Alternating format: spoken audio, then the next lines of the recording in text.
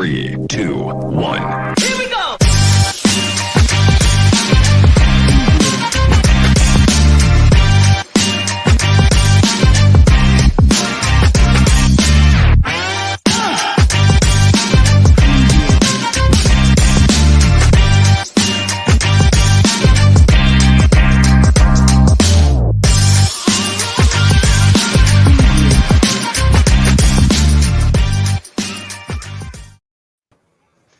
Heidi ho!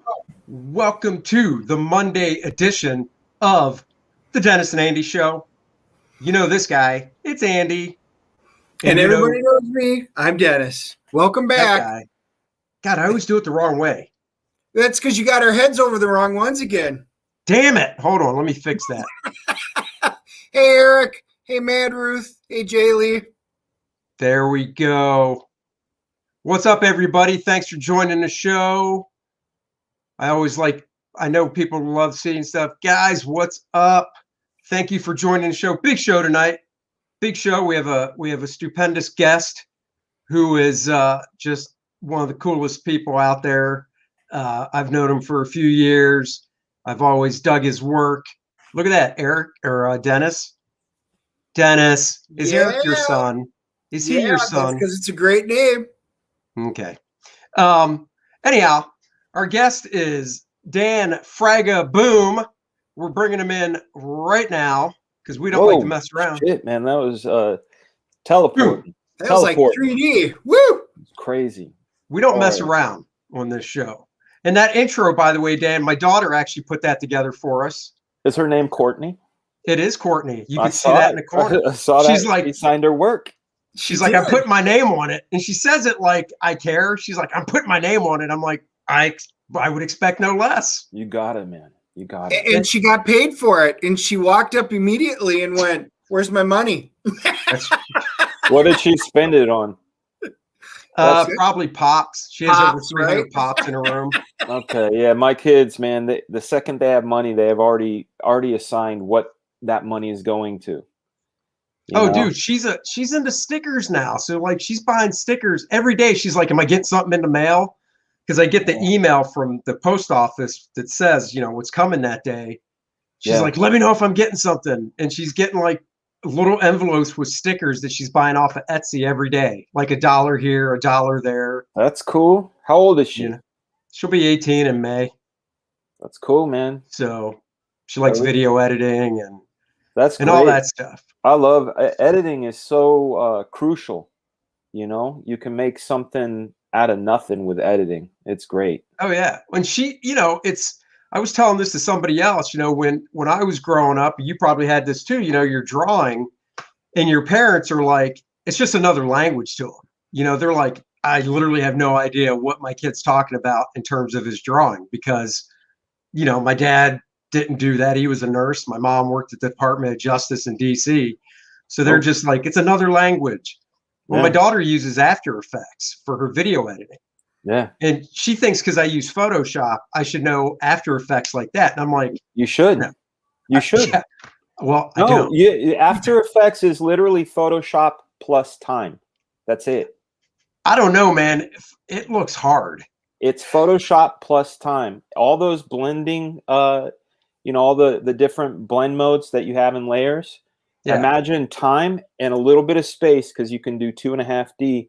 You can bring in some smoke, set it to screen, colorify it, make it look like a spell, just like you would in Photoshop, except you do it with movies instead of still images. I need to kind of learn it. You would dig it, man. I probably would. I should download it. I mean, I pay for it every month. Have Courtney help you. She'll help you. Yeah, I'll have to have her help me because I need her. I'd like her to create a video for me. So yeah. So Dan, how you feeling? You just got out of the hospital. I'm sore. I got a string hanging out my dick. How long is that for? About 8 inches. No, I'm just kidding. I didn't mean that. I wish. No, it's Wednesday. I get to pull it out in 2 days. So I'm happy about that. You have to pull it out? Yeah, well, the choice was I could go in stringless and sit there and watch them put something up me to pull the stint out, or they could have the string the way it is, and I can go in the shower and I slowly pull it out. Is there going to be screaming involved? I went with the first option. Yeah, here I'll show you these are them. You can't really see them. Oh, I can see them. Okay, yeah, these are. See, you got just one term. Dennis can do show and tell with kidney stones. Oh man, how many did you have? That was a singular one that I passed. You passed that? I passed that. They were going to figure they were going to have to do sonics and break it up, and I wound up passing it. And they go, you got 3 more identical ones to it. It's lodged in there. And they go, it could come out in a week, a month, a year, or never. So I'm kind of in a holding pattern. So I feel you, brother. That is not, it's like giving birth. It's, dude, this one, I had one in May. I saved it. It was a 5mm. I couldn't imagine the amount of pain. And it was scary too, because it was my first. You didn't know what's going on. You know, I just remember telling my wife I felt uncomfortable at first, but then when it really kicked in, as you know, Dennis, when it kicks in, it's that pain in the flank. What side was it on? Your right or left? Right.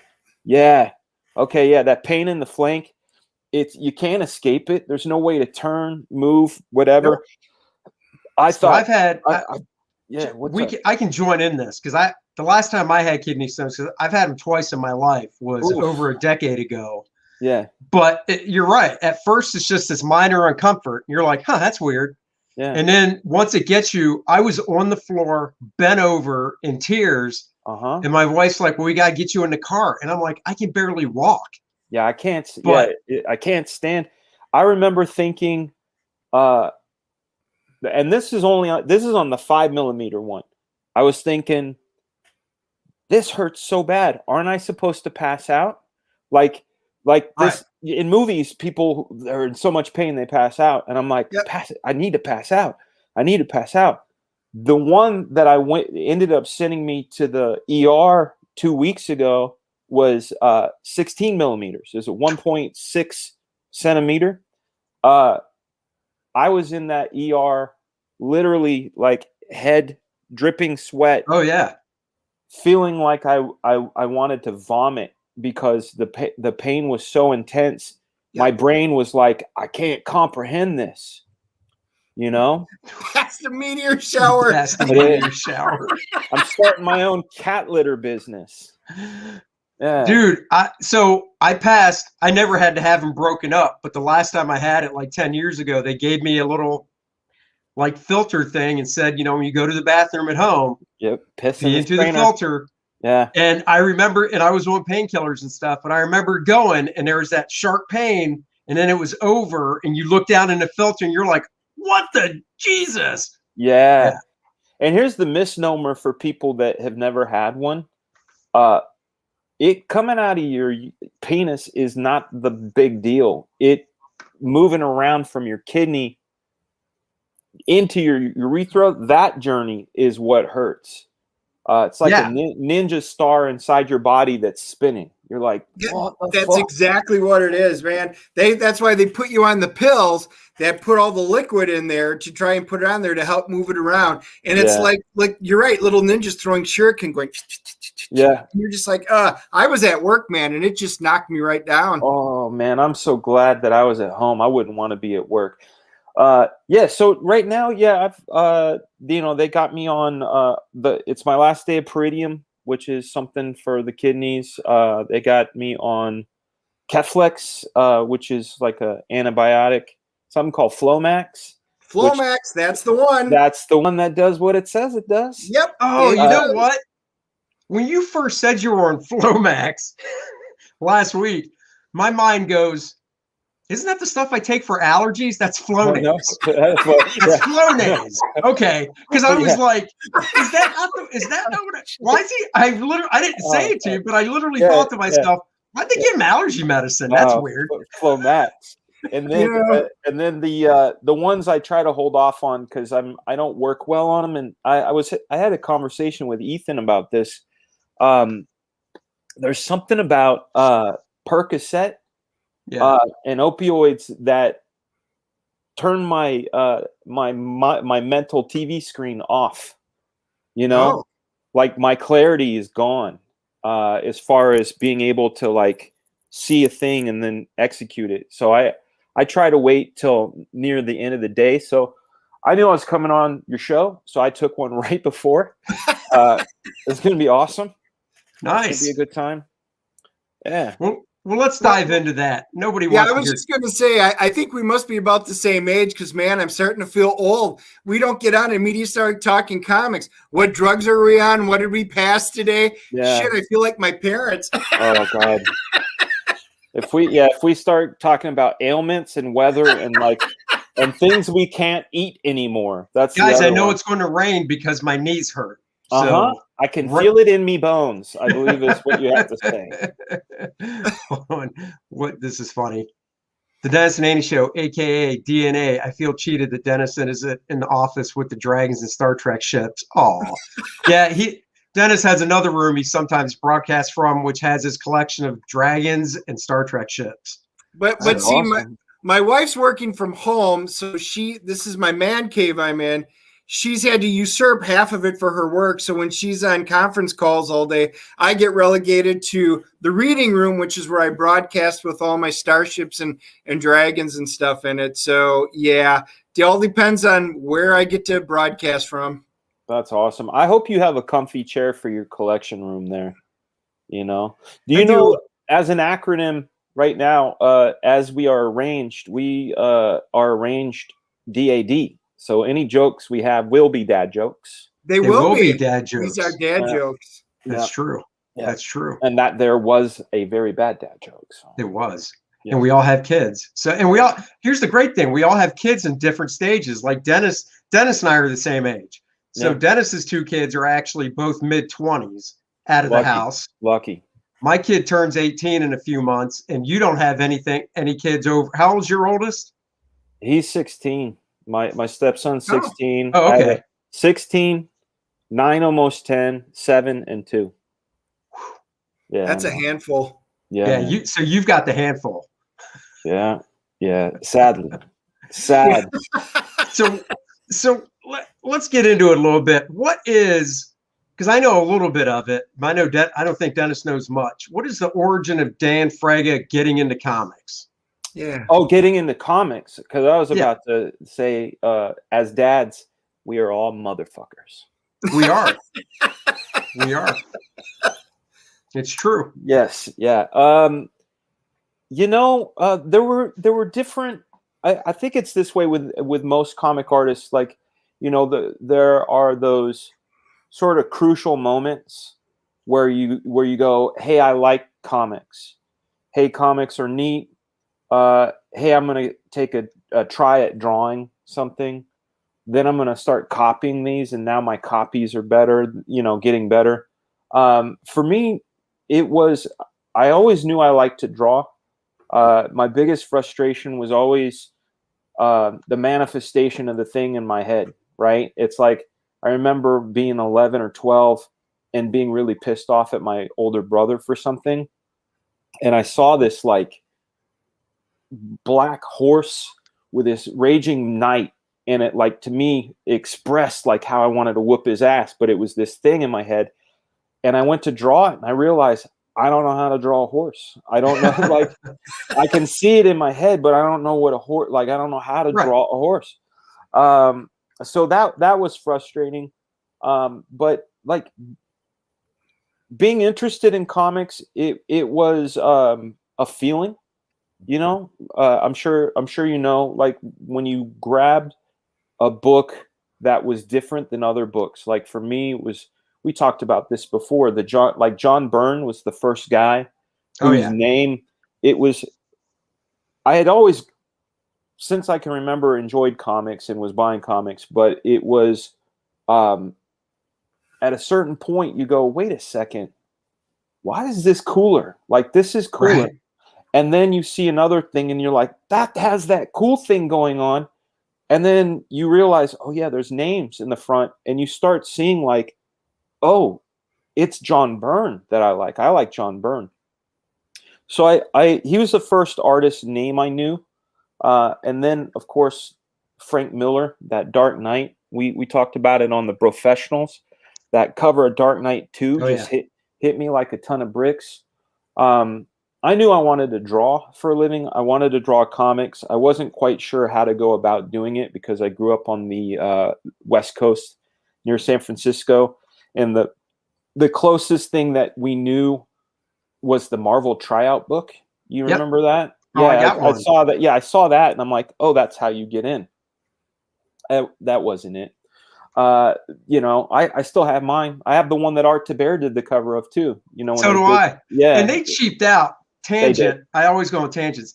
I was so pissed that they cheaped out and didn't use non-repo blue. Right. They expect you to ink over Andy Kubert's pencils, which they printed like black as night. And you're like, you guys cheaped out. Maybe they should have provided vellum or something. Something. I mean, I still bought it, but yeah. But then it was 1988. I went to my very first comic convention. It was WonderCon. Oh, cool. And it was in Oakland. And I went because my buddy went the year before, which was their first year, and he told me about it. And I was like, I couldn't believe it. Like, wait, a big giant room filled with comics and comic artists, and like, that's nuts. Like, to me, I thought that was awesome. I wanted to go. So I went. I had just got a copy of Marvel Masterworks, the Spider-Man one. I'm a huge Spider-Man junkie. Sure. And I wanted to get it signed by Stan Lee. Cool. And his line was really long, and it went through Artist Alley. And so I just started conversations with artists as I was waiting. I'm like 14 at the time. And I had drawn a picture I wanted to give to Stan, because at that point I was like, hey, I might want to be a comic book artist, and like, I'll give that to him, and one day we'll work together. And I'll go, you still got that drawing? Like, that's, the kind of shit you think cool, when you're a kid. So the crazy thing is I was in front of Eric Larson's table. Oh, wow. And he was working on, I think he was working on Hulk over Todd McFarlane's layouts. It was like back then, Yeah. And we started rapping, and I said something like, I'm going to give these drawings to Stan Lee. And he said, he's just going to throw them in the trash. I said, he's not going to throw them in the trash. He's going to want to keep them. And he said, oh, why is that? And I said, well, I'm going to be a Marvel Comics artist one day. And we're going to have a fun chuckle about the time I gave him these things as a kid. Like, I had I'm always thinking about the future, And he goes, let me see him. So Eric looks at him and he says, you have a job? I said, yeah, I work at a pizza place, Bellaroma Pizza. He said, well, I hope you make good pizzas, because you're never drawing comics. Get out of here. And he handed them back to me. No way. Dead serious. And I don't know. Have you ever seen Kill Bill? Yeah. You know that Ironside, that I heard that in my head when he said that. I didn't know the song at the time, but this sort of like, oh, fuck you. Like, I didn't say it because I'm a kid, but like in my head, I was like, I'm going to make you eat those words. Like, I was so fucking pissed. And I'm like, we'll see, and then that really, really supercharged me, like anger. Like, I'm going to fucking show this guy. And then I went to San Diego Comic-Con. My first San Diego Comic-Con was 89. I met Jack Kirby, met Neil Adams for the first time. And Neil, he blowtorched my shit, this is garbage. I mean, he straight up, and I quote, "You like to jack off, kid? What? Because you look like you're jacking off all over these pages. This is shit. This isn't comics. Do you even know what a real phone looks like? Do you know? Have you ever held a phone? This doesn't look like you've held a phone. Quit jacking off." Dude, I went to a Chicago con. It was the first Chicago con I ever went to. It was the summer of '91 after I graduated the Kubert School. Yeah. I was already working for DC, but I went there for two reasons. One, to see a friend of mine that I graduated with, because he moved back to Chicago so I could stay with him. Yeah. And two, to go to the con and just kind of talk to DC editors and stuff, because now I'm working for DC. Right. So, but Neil had a table, and I overheard him critiquing somebody, and he literally said the same thing. He goes, "What are you trying to do? What are you jerking off over here?" Mm-hmm. He goes, he's like, "All you guys want to draw comics, but all you're doing is masturbating and jerking off." That's exactly it. And then he goes, "This is what I mean by that," because I'm overhearing this. I'm like, "What the fuck does he mean?" And he goes, "And what I mean by that is you're not making love. You're not taking the time it takes to put into the work and to get to that point of satisfaction. You just want to get to the final point, so you're just jerking off as fast as you can and throwing shit all over the page." Dude, when you said that, I was like, "No way! Somebody else has heard that." Yes. That's almost verbatim. That's almost verbatim, dude. Yeah. So with Neil, there was that. So I went to another show. It was this one is ingrained in my memory because of the fact that it was such a paradigm shifting visit. Right. I had in high school, you had to pick electives for credits and things. And I picked AV, and there was a local public access television station that would host us kids every Wednesday afternoon. And you had the choice to either host a show, be a camera person, or be in the broadcast room. Yeah. And I said, I want to do a show. So I did a show called Comic Review for You, where I would just read. I'd buy Comic Scene, and I'd pick up like little tidbits and whatever I could, and I'd give that news. I'd give quick reviews of any comics that had come out that week, kind of like what we're doing now with YouTube. You posted one of those, didn't you? I did. That with Dennis Cowan. I interviewed Dennis Cowan and Sam Hamm in June of '89, or right before Batman came out. So fun, man. I felt like I had the biggest scoop because the guy who wrote the movie but I wanted to do a show on portfolio reviews. So I went to this show in San Francisco called the Pelican. It was November 19th, 1989. My pal Fred took my buddy Mike Gomez and me to the show. And I knew Eric Larson was going to be there, right? So I wanted to film him giving me a critique. Okay, that was the plan, was to get Eric Larson to critique my stuff. Well, sitting next to Eric is Rob Liefeld. Oh, yeah. I'd never met Rob before. I'd seen his stuff on Hawk and Dove, and I had just picked up What If Wolverine Was an Agent of S.H.I.E.L.D. and thought, like, man, this guy's stuff is cool as shit, right? Well, he was sitting next to Eric, and I decided I'm going to ask this guy. And Rob's critique was so good.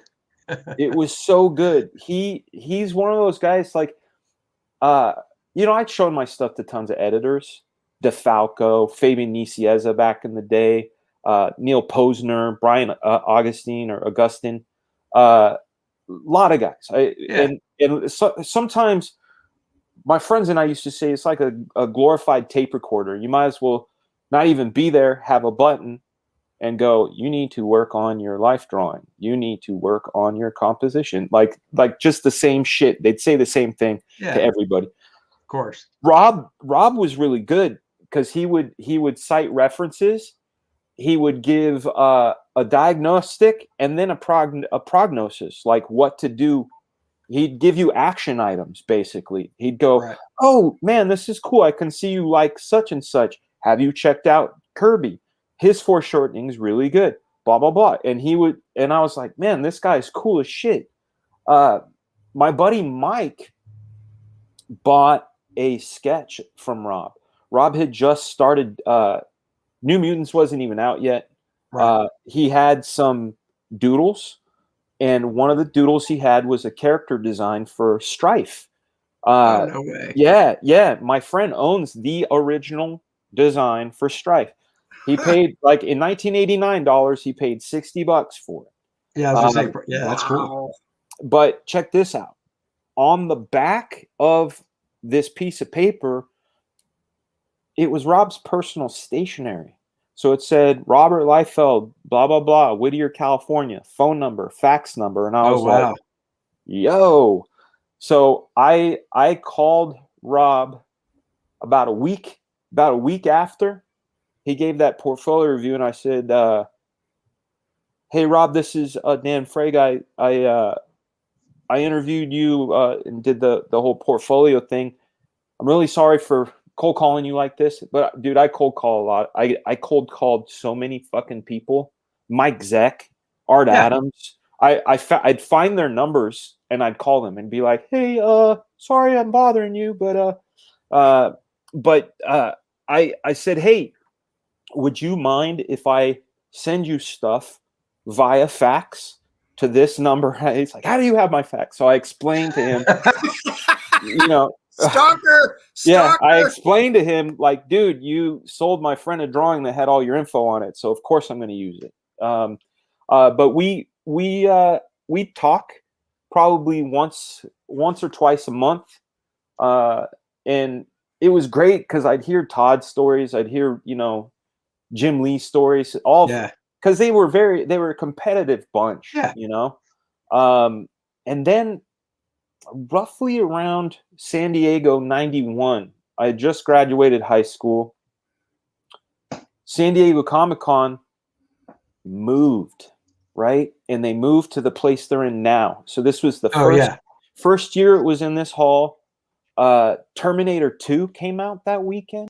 So, I mean, Will Smith's Summertime was the #1 song on the radio. Oh, yeah.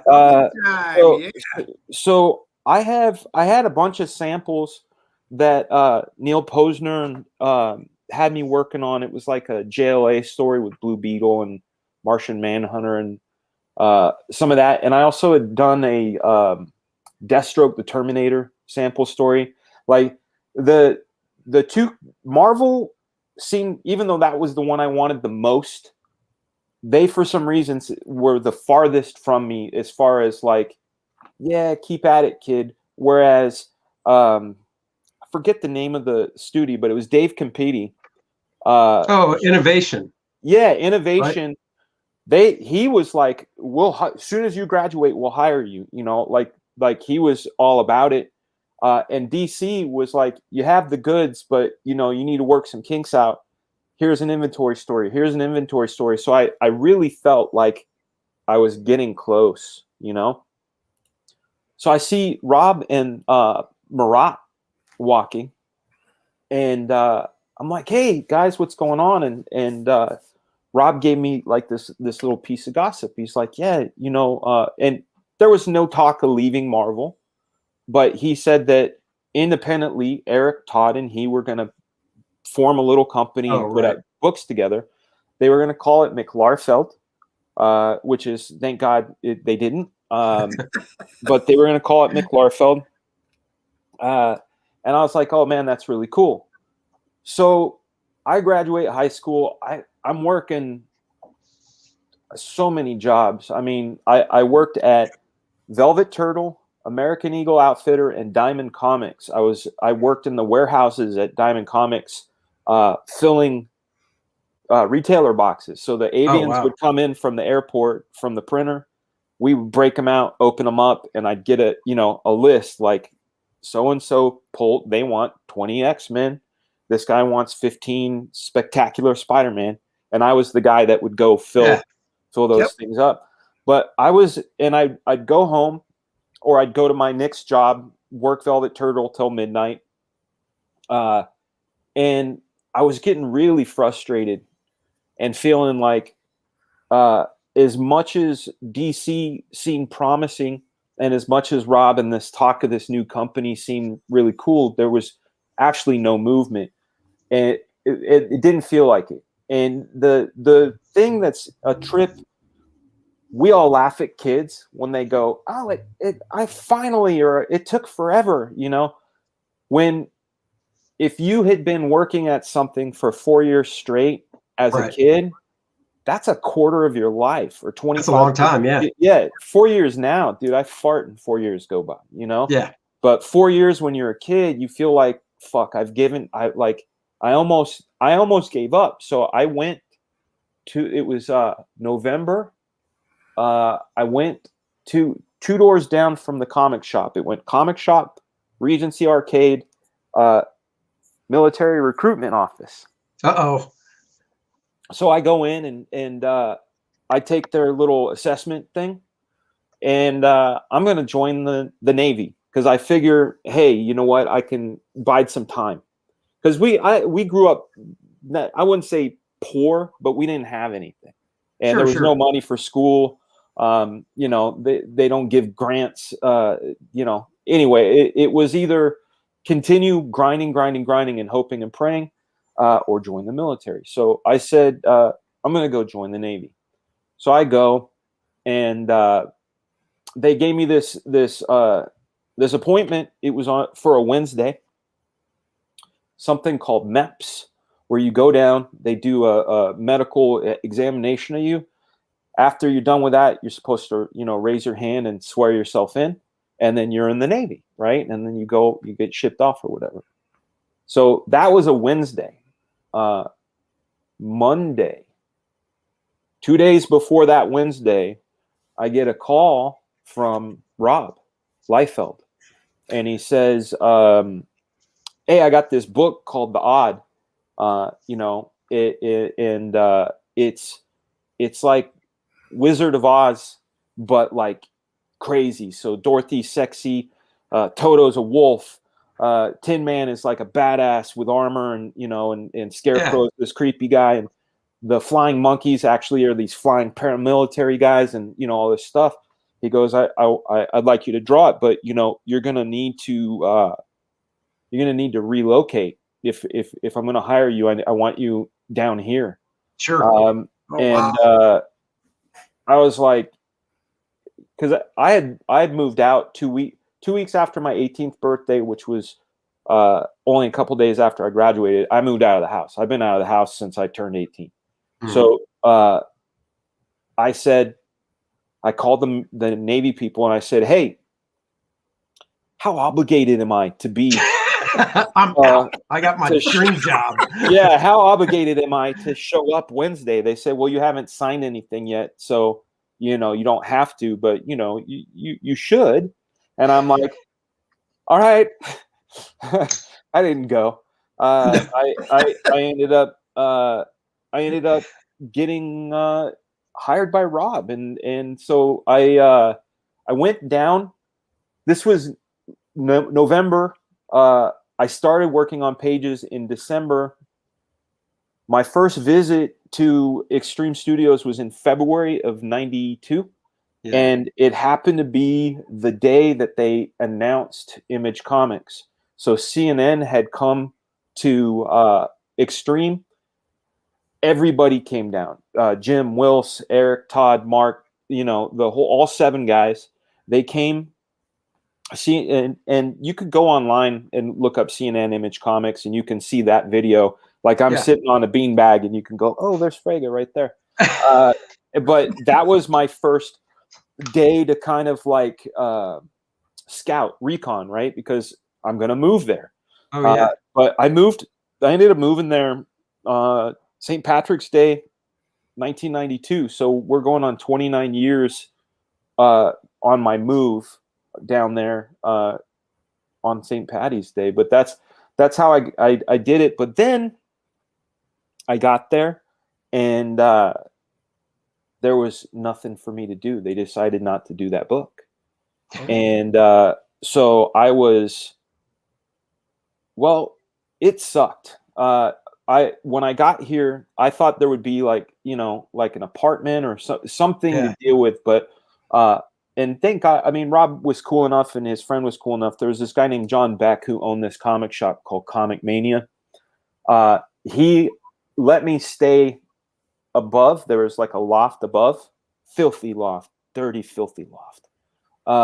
And I stayed there, but our arrangement was that I had to work the comic shop at least 4 days.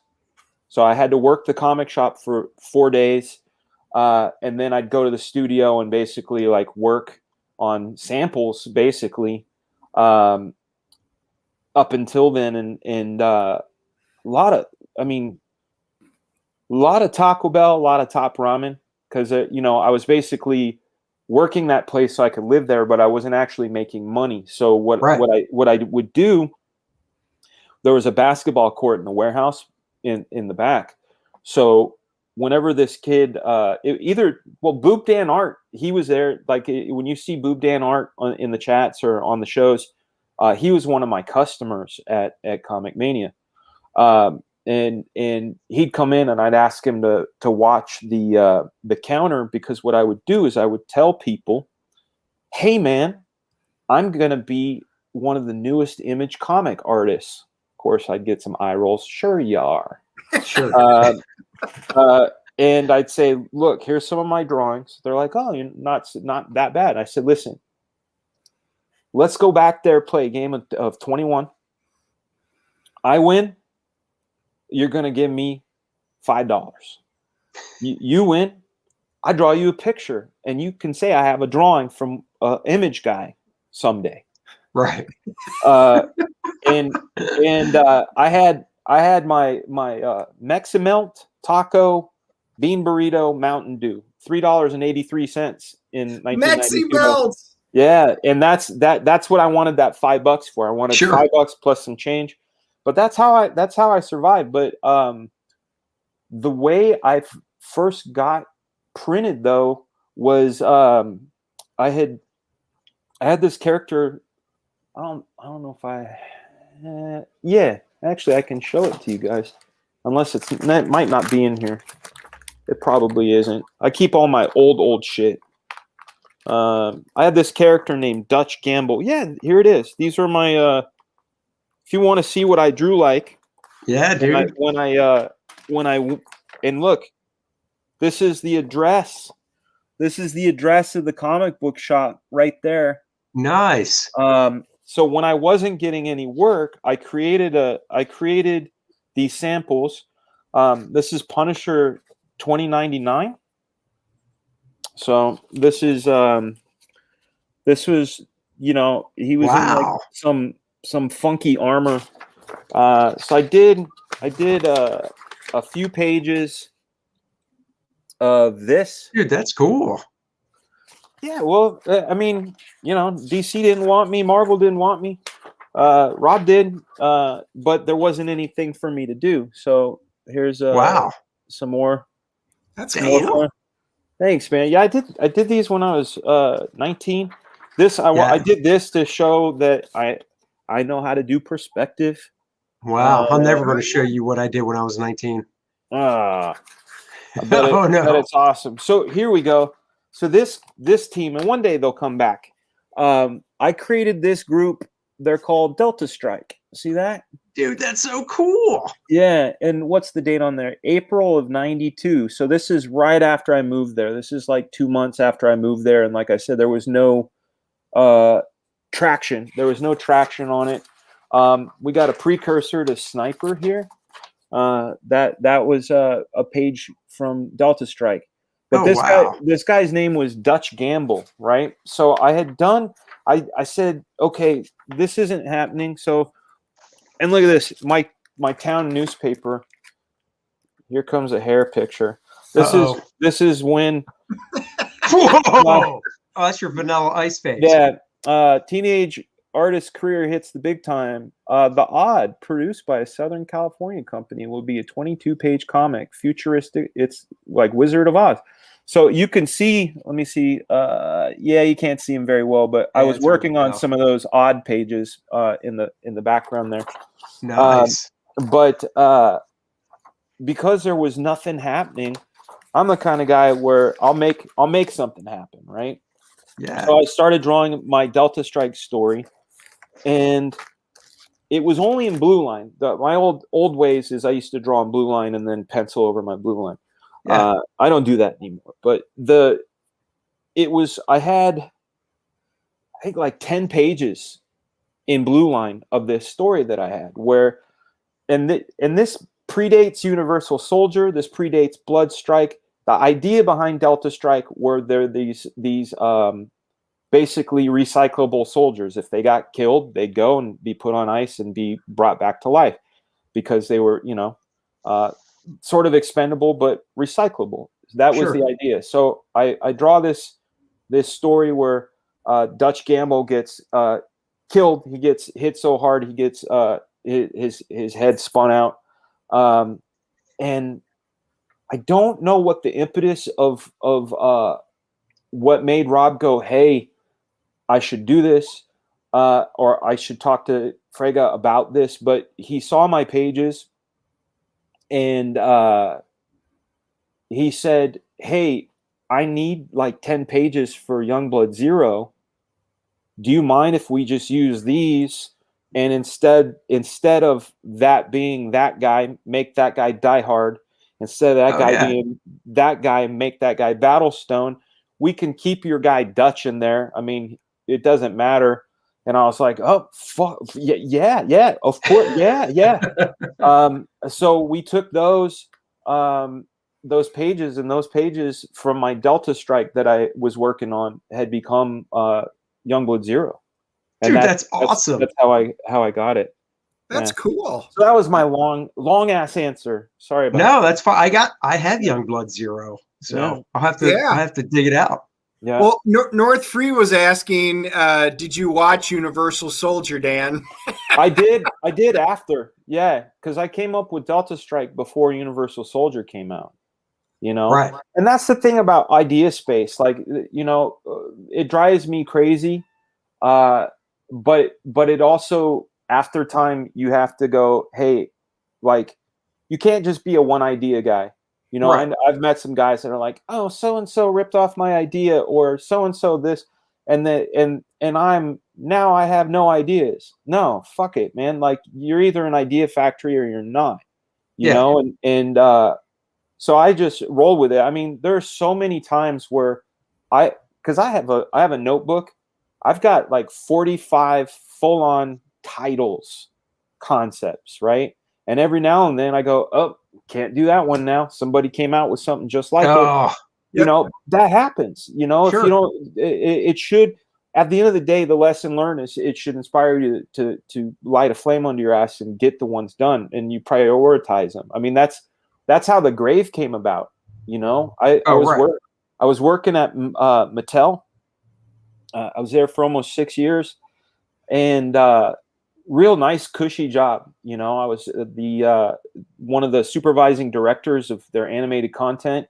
So I got to basically like be the conductor. It was like we get these ideas and we make them happen, and we see them creatively all the way through from inception until delivery. And it was a fun job, but I could also kind of see my life there forever and feeling like my legacy shouldn't be making other people rich. Right. Like that, because my job at Mattel was ad hoc. It's like I wrote the theme song to Polly Pocket. I wrote the theme song to Ever After High. I wrote 8 songs in the Monster High Boo York special. Did you really? Oh yeah, I designed. That's awesome. No credit though. That's the thing. It's like no, because your job. Because you're on staff. Your job is to make this the best it can, and all hands on deck. If if we need a song and we need it by this date, then somebody's got to write it, right? And that's just how it went. So I was getting frustrated with that, and frustrated with the fact that, like, on a minimum round trip, on a minimum, I'd have 2.5 hour commute. Sometimes it'd go as high as 4, because, and I only live 40 miles away from Mattel. It's just LA traffic is horrible. Oh, yeah. So, LA traffic's garbage. Yeah. So I encountered this book called The War of Art. Sounds like The Art of War, but it's The War of Art by a guy named Stephen Pressfield. He wrote a book called Legend of Bagger Vance. That's like, I know that. Yeah. Well, this one is nonfiction, and it's about being creative. It's about fighting the resistance, and also, you know, he kind of had this laundry list of all the excuses that people have, and I was like, oh shit, that's me. You know, don't have enough time. If only, maybe I'll do it when we're on Christmas break. Oh, if I only had, you know, maybe I can get a loan, and like just all these things that of why I'm not creating, right? But then he gave all these examples of all these successful things. You know, there's a pastor named Chuck Swindoll who writes several books a year and also runs 9 churches. The woman Stephanie Meyer, the one who had done Twilight. Oh yeah. She's a stay-at-home mom of 3, and I know what that's like. That's fucking bananas, right? Yep. The secret to their success was that they would, in Chuck Swindoll's case, it was a page a day. Every morning on his when he had his cup of coffee, he'd type a page a day. At the end of the year, he had 365 type pages, which is full manuscript and type. He get about 2 or 3 books out of it. So that's how he was doing it. And Stephanie Meyer, same thing. It was, you know, type when they're on a nap, this, that, and the other. So it was not like in your mind, you're like, oh, I need the bucket of water to get my thing going. And in their mind, they're like, 1 drop will equal a bucket, like that. And that's what happened with The Grave. Is I thought, hey, I want to do this. This particular one's important to me. It's got a bit of you know, sentimental value as far as the wanting to tell it. And I said, hey, if I can tell this story 1 panel per day, that's how much time I had. A time enough to write, pencil, ink wash, put text on, and post 1 panel a day. So I did that. I did that in 2014. But yeah, that was one of those, like, get off your ass and do it. Otherwise, it's not going to get done. You know? How long was that when it was all said and done? It's in pages or yeah, I guess. Well, when we put it out through IDW, we put 4 panels per page, and it ended up being like 96 pages. Okay, yeah, because I remember format was different too when it came out, right? Square, yeah. Yeah, it was square. Yeah. We're gonna end up doing a remastering where Matt Yaki is coloring it, and we're gonna reformat it so it's 6 a page, and we're gonna end up putting out like a masterpiece edition. Nice. Some point, because I feel like. And no knock on IDW, because I had nothing but a good time working with them, but there was absolutely zero marketing. Like, nobody knew about it, and orders. I own 500 of the 1,900 that were printed. Okay, wow. So that means there's only 1,400 of them in the wild. So those, if you think about that, that's half of the Ninja Turtles #1 run.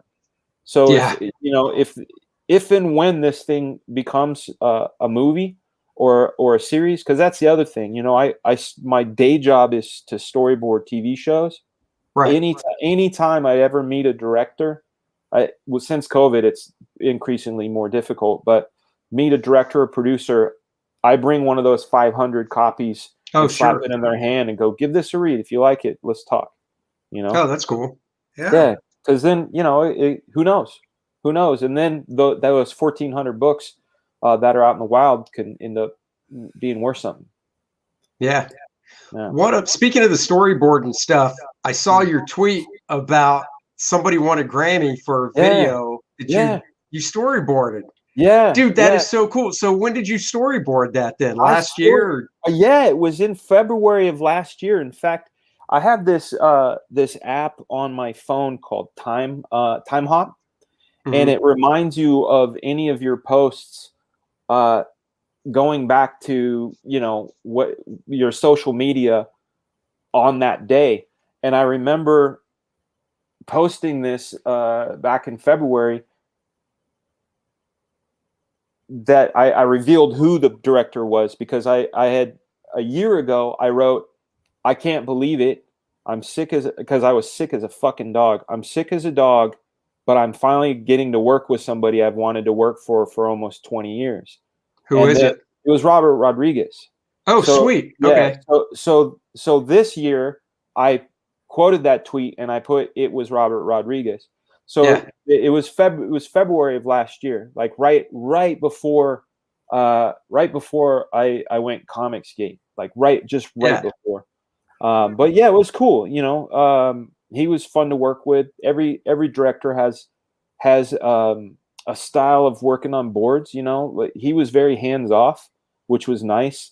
You know, we had a couple phone conversations. We did a couple Zoom calls, and you know, and I drew stuff up, and he worked with him and said, hey, you know, how about some shots like this, and added a few more, and then they went and made that music video, and I didn't think anything of it. I mean, I thought, hey, cool, it's Lady Gaga and Ariana Grande, you know. But I mean, I've been storyboarding since 2003, so we're almost going on 20 years, and I mean, I've done so much shit that, like, a job, like for me, a job's a job, and when it does something like win a Grammy, I'm like, whoa, fuck, that's cool. Well, you're in a union for it, right? For storyboarding? No, I used to be. This is when I originally started storyboarding, I did get in a union, but when I got my Ricky Gervais job, when I started directing Ricky Gervais, that show was non-union, and what ended up happening is union is only really good for the benefits, right? Like it's got incredible medical and all this stuff, but you also pay union dues every year. You pay a lot, a bit fat, like in local, you know, local 800 wasn't cheap. So I got my job with Gervais, but that was such a labor-intensive job that I wasn't taking a lot of storyboard work. I was just pretty much directing. Well, my medical ended up lapsing because I didn't have enough hours, but I was still paying thousands per year for a couple of years. And I finally just went, when I got hired at Mattel, everything at Mattel was non-union. I was like, I'm just deactivate me. So I had him deactivate me. Well, because a friend of mine lives in LA, and he's been doing storyboards, never joined the union for, I don't know, 20 some years now. Yeah. And it's more independent type stuff. It's all live action. He doesn't do any animation type stuff. Yeah.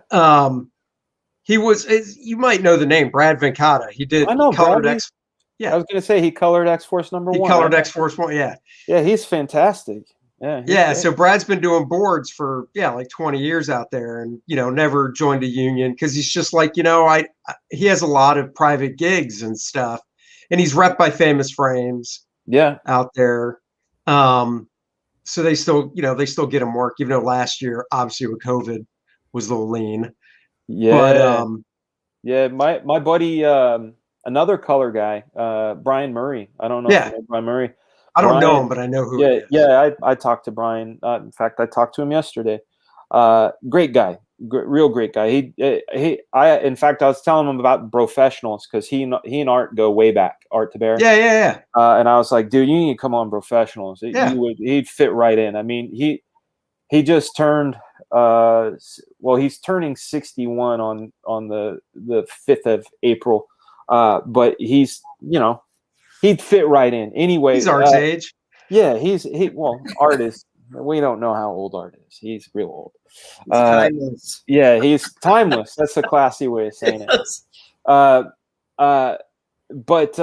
Yeah, he showed me the ropes, but he was telling me, COVID, especially LA stuff, really. Oh yeah. really got hit. And but they figured things out. Like that was the thing that threw me for a loop, because it was a year ago on the 13th. So going 2 days back, it was a year ago where I was working on Legacies. Mm-hmm. It's a show on CW. It's like witches and werewolves and stuff. And met with them at 10 a.m. Did my breakdowns. I get a call at 2. Hey man, stop working. What? Why? Everybody's going home. Going home? Yeah, everybody's flying home. We're shutting down the show. Well, when are you coming back? We don't know. Could be a couple weeks. It could be, who knows? Yeah. And I was like, well, don't you want me to just finish the sequence? They're like, no, just bill us for your time, and we'll call you when it's time to go. And I was like, oh, okay. And I'd already finished up Doom Patrol, so that one was already squared. And then it was like, shit, I don't think they're coming back. Right. I don't think anybody's coming back. And then I start roughly around June, little commercials would call. Hey, we're doing a commercial for this. I'm like, how are you doing it? Oh, we're just, working out new protocols and, wearing masks and social distancing, and like everything is like super planned out, and storyboards are really crucial to making sure things are safe. So June was when stuff started trickling, but then like September, everybody's like, no, we're back. And you're like, what the fuck? But there was a piece of time where, nobody that was doing boards, none of their phones were ringing. Right. Right. What, so for like the music video, I love the aspect of boards. How many frames go into a music video generally? It depends. It depends on the director, and it also depends on the director's relationship with the artist. Mm-hmm. Like I do a bunch of boards for a guy named Joseph Kahn, and Joseph, we've done tons of Taylor Swift music videos. Mm-hmm. And for a 3-4 minute song, it could be about 60 frames. But it also depends. Like on this particular one, the Ariana Grande one, it was more keyframe-ish. There were, I think I only drew maybe 45, 50 boards. But that, because it was very dance performance oriented, we were boarding setups, not movements. You know what I mean? Right. Where in animation you would board any sort of you board change. In animation, the idea is you board change. In live action, you board setups. So it was, or concepts like this is, rain is coming down like knives, or she's crying words, and like ideas and mm-hmm. setups where other stuff. And the same thing with TV shows. Like they typically don't board all coverage. They may board a master and the overs, but the majority of the work that I do on the shows that I do is for special effects budgeting. So it's like, Legacies had this girl, this Medusa character, and anytime her hair was featured, it was $10,000 a shot, right? Wow. Just to have her snake hair. And so they also have a cap, right? So the director's like, listen, they're only giving me 4. I'm like, you're only getting 4? How the fuck are we going to tell this story? He's like, well, we'll shoot by her hand, and we'll do this, and we'll only use the snakes, and like, so it was, it's creative problem solving. But sure. the boards are there to kind of like get the budget, and a lot of times they overboard slightly in hopes that like, oh, this does tell the story better. Let's go with this. Right. Yeah. That is freaking cool. I ask my friend the same questions when I see him.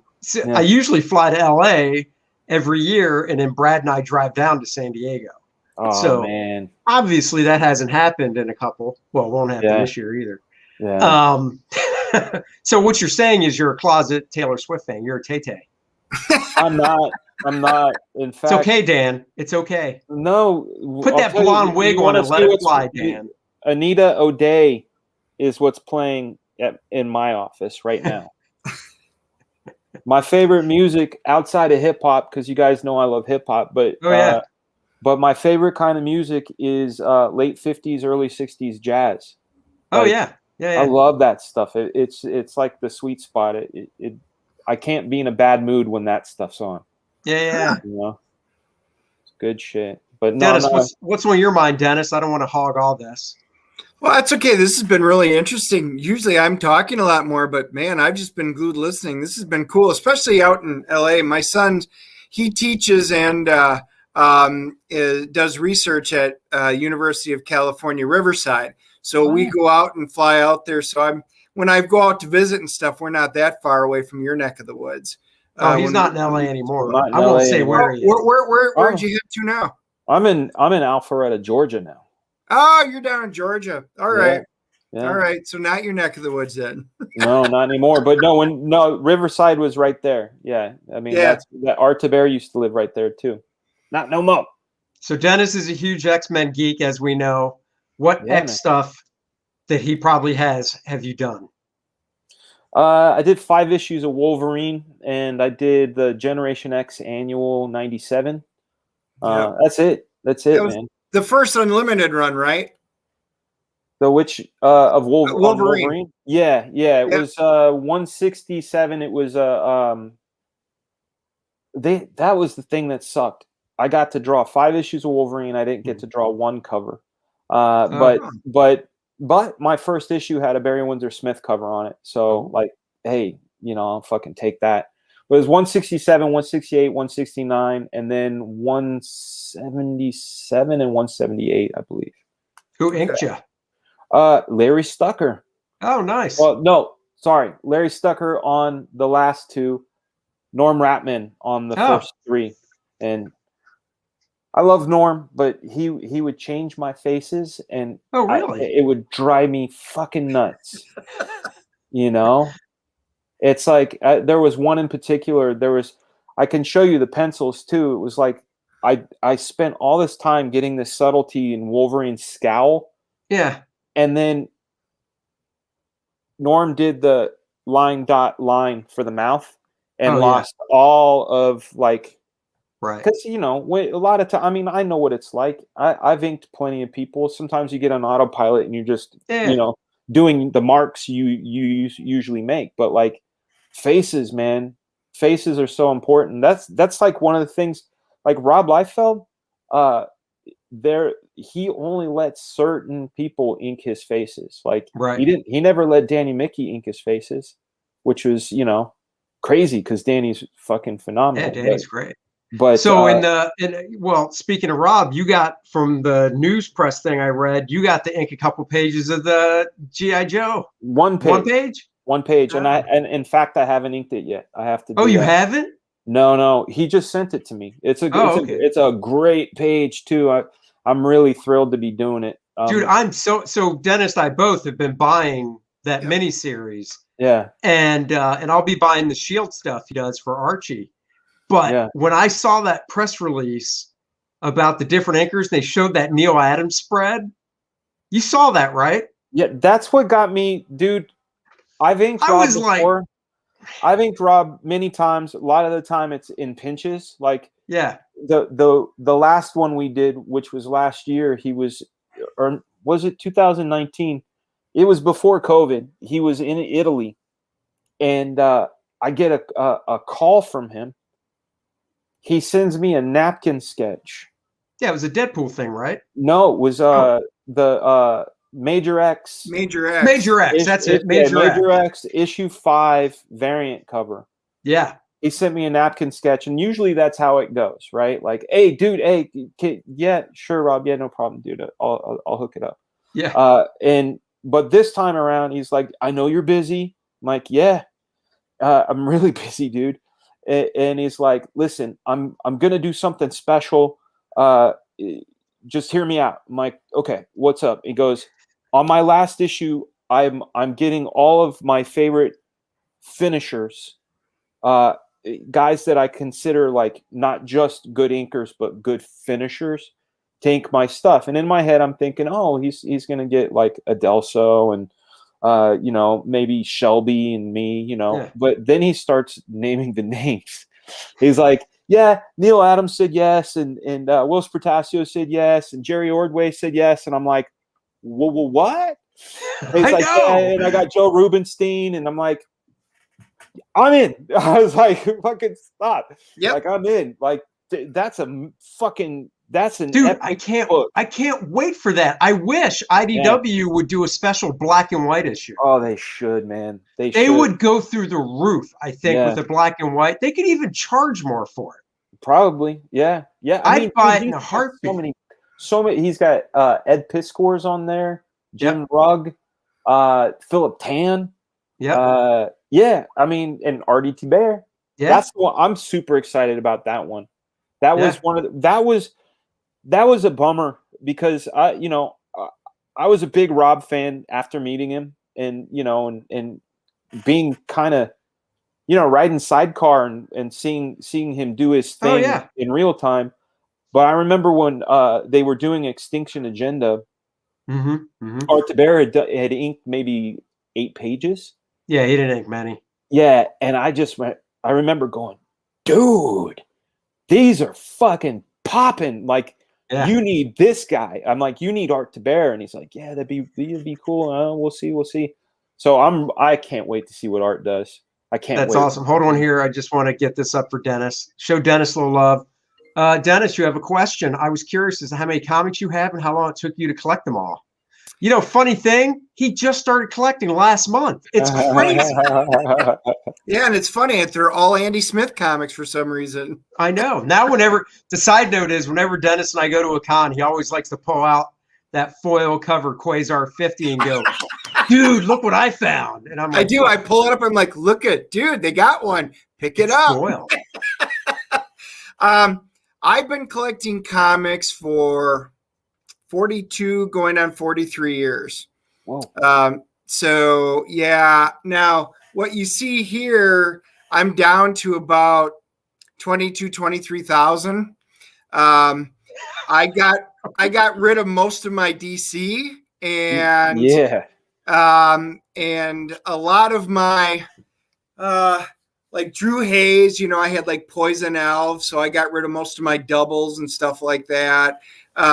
So I had met a guy down in Texas, and we kind of swapped. He gave me some Marvel stuff. I gave him some DC stuff that I wanted to read, and we just kind of did that. But I've moved 15 times, so I kind of hate hauling these damn things around all the time. So yeah, I'm kind of I'm down from where I used to be, but that's cool. I get new comics every week, so I keep adding. We go to conventions. Whenever there's a convention, I always add to it. So it's creeping back up. I'm getting to the point now where I need a whole nother line of drawer boxes because I'm starting to run out of room again. But yeah, it'll happen. So yeah, I've been collecting a long time, and I think, like E-Man was my very first superhero comic book.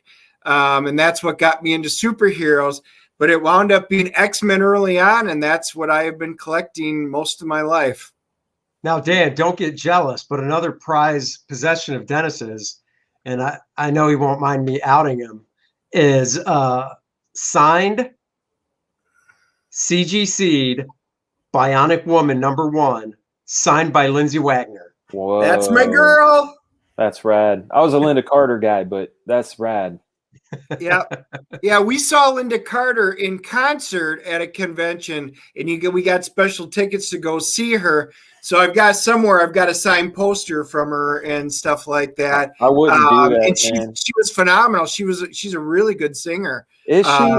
Here's the thing, man. Like that she was the reason I like girls. You know what I mean? Like when I was 5 and I saw her spin around in that little Wonder Woman deal, I was like, I feel funny, and it's because of her.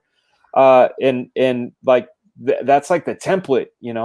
I like the brunettes and just a crazy crazy thing, but we were doing a show. It was in Palm Springs. Yeah. And they're like, oh yeah, she's gonna do a meet and greet and all this stuff, and I'm like, hell yeah, whatever it takes. But they were like, yeah, the meet and greet is after her concert, but the concert started at 10:30 at night, right? And I'm like, yo, I'm not gonna sit through, fucking hours worth of lounge singing, to meet her. And there's some, I don't know, man, like. I already said I love 50s, 60s jazz. Yeah. But there is something inherently sad about lounge singing. All I ever think of is Bill Murray on Saturday Night Live. Yeah. With Star Wars. Yeah. Star and Wars. I just didn't ever I don't want to see her in that format. It's Sure. Yeah. Well, I'll tell you who I enjoyed the most. So everybody knows I'm a Star Trek fan too. Yeah, man. And in 2009, I was at Cork's Bar out in Vegas, and Nichelle Nichols did a 45-minute spread roughly, where she just sang like a lounge singer, and she sang out there, dude. You almost got tears. She was she still is, but I mean, she's such an amazing voice and stuff. I mean, even after all the years from, think Star Trek was in the 60s, and, she's getting up there. She still could belt it. And like, she went for 45 minutes. She was incredible. That's awesome. Yeah. And if anybody in the chat and watching is in the hunt for a batch of 1950s, I believe, Gene Autry comics, I know Dennis has a batch of those he's looking to unload too.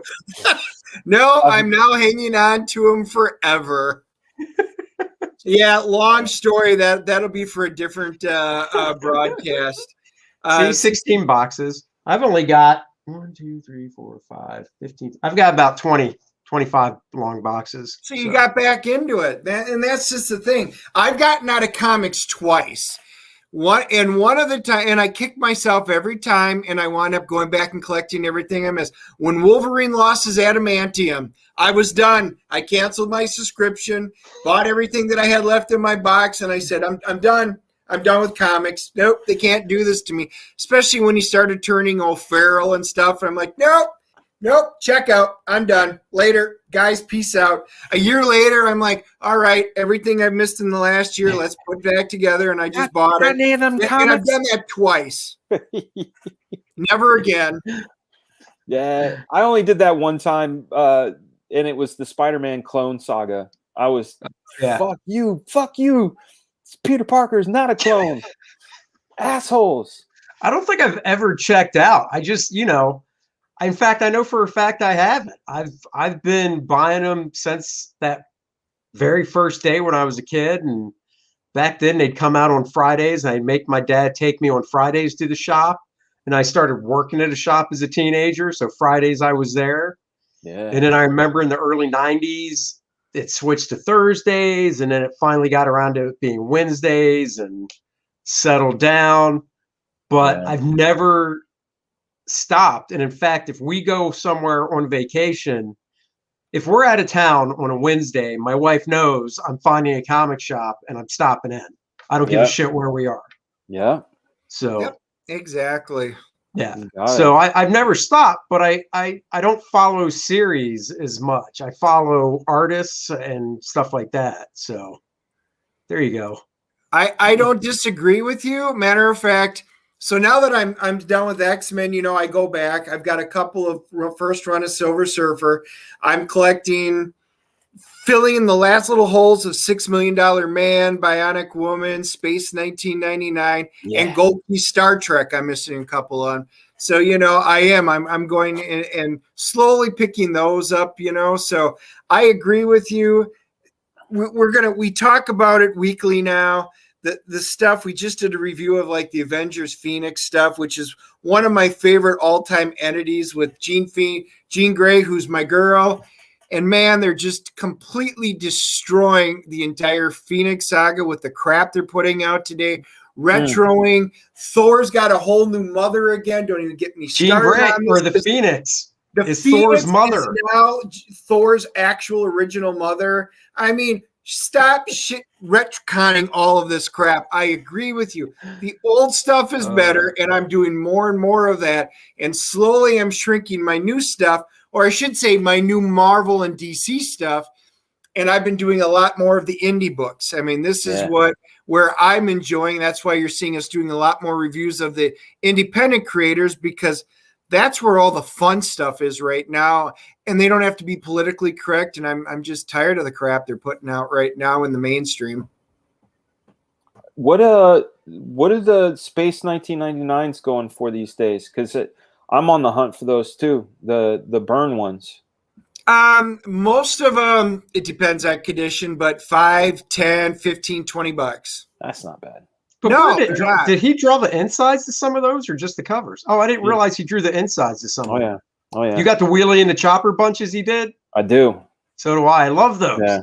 I love, because you can see, like, it's great looking at those, because even though they're like 45 years old, you can see burn.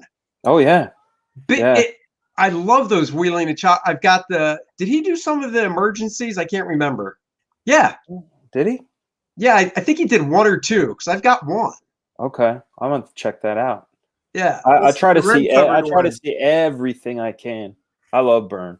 Oh yeah. Well, the funny thing is, Dan, it's so funny because we were talking about him and we were talking about the Hulk stuff, because that was one of the covers, you know. Oh yeah. And I'm looking at his stuff, and it's funny. The more I was looking at just recently, so I've got the originals, but I got the trade paperback, and I'm looking at it, and I know we were talking about how we ink our own work, and like I have to pencil pretty tight to ink my stuff. You're pretty loose, and then you do most of the drawing in the ink, and that's what burn does. Yeah, and you can kind of look at it. There's just some things in some of those Hawk figures I was looking at. I'm like, that reminds me of Dan. Oh shit. Shit. If only, man. Yeah, Burns, he's pretty straightforward when he talks about like his techniques, you know. He said what his main mission is to maintain his speed as he gets better. So that's why you see something that is 45 years old that looks like Burn, because the next time around he wanted to get it done just as fast, but be a little bit better, right? Like a better version. And then at some point, I'm sorry, John, if you ever see this, at some point it broke. Right. Yeah, I mean, you know, I don't know if you keep looking at the X-Men stuff that gets posted every day for the new X-Men stuff on his forum. I have Elsewin. Yeah, I got that stuff. Oh, yeah, I got those too. Dennis has them. Oh, yeah. Yeah. So I would love to see that stuff put. I don't know what happened, because supposedly him and Marvel talked and then it just fell to shit. Yeah. And I don't know what happened, but that stuff would sell. And did you see the partial inks that Scott Williams posted up? I did. Dude, you could, I bet Scott would jump at the chance to do that stuff. Yeah. I bet you could pull art out of retirement of inking to ink some of that stuff. Think about if Byrne pulled a Liefeld, right, and got Rubenstein, got Neil Adams, you know. Oh my God. There was the page he posted today, you know, John barely does lighting, right? Yeah. He posted the page that was posted up today. The last panel is a close-up of Gladiator, and it has split lighting. No way. Like Kevin Nolan, but it looks like it's so Neil Adams looking. I'm gonna have to check it out, man. I haven't been on the robotics in a minute. It's totally split lighting with the shadows casting over here, but then light bouncing back in this way. So he's got that core lighting, and I was like, oh my God, you can tell it's Byrne, but it has such a Neil vibe. That's a guy I was on the Byrne forums, and I would bang my head into like, how does this guy get so much fucking work done? How's he so fast, you know? But the answer that makes the most sense, especially when you consider he's not getting paid to do these pages, he's doing them because he loves to. Right. That's all it boils down to. The guy fucking loves. It's not only that, but I don't know if you ever saw this, but when he works in complete silence. I know that. No radio, no TV, no nothing. Nothing. So like this is like 10 years ago, actually longer than that, maybe 2009, 2010. So yeah, 10 years ago, he kicked me out of his forum. Really? Yeah, we got in a little back and forth. What did you get in a back and forth about? I heard he kicked people out. He doesn't like Bern Hogarth. Bern Hogarth's a dickhead. No, he doesn't like his work. Oh, okay, because I've met him. and Right. He's a dickhead. Well, I've never met him. Was a dickhead. Okay, doesn't like the twisty balloon people. He doesn't like, he says stuff like, and these are just, this wasn't even what the fight was over, but he has said stuff like, all his people look like they don't have skin. And I'm like, yeah, in his drawing books. But if you look at his Tarzan work, he did feathering and stuff, and they totally look like they had skin. Yeah. But his drawing books, he's trying to draw everything. Right. But then he picked on Bern. He goes, oh, and he showed a screenshot or, a panel of Tarzan coming at you. And he goes, and he breaks his own rules. Look, Tarzan's coming at you, and he posts the panel, and he's got the same arm and leg forward. Right. Oh, yeah, it's like Frankenstein walking. Yeah, which naturally nobody walks like that. Nobody runs like that. Yeah. So Bern posted up a commission he did of, I want to say it was the Thunder Agents, and it was the main guy, Dynamo, punching this other guy, right? Yeah. And the punch, he had the same arm and same leg forward in the punch. So I pointed it out. Uh-oh. I was like, John, you don't like Bern Hogarth. Everybody's allowed to like who they like, who they don't. I love Bern Hogarth. You don't, whatever. I said, but you literally just broke the rule that you were complaining that he did. And he was like, no, and this is why. And I was like, what?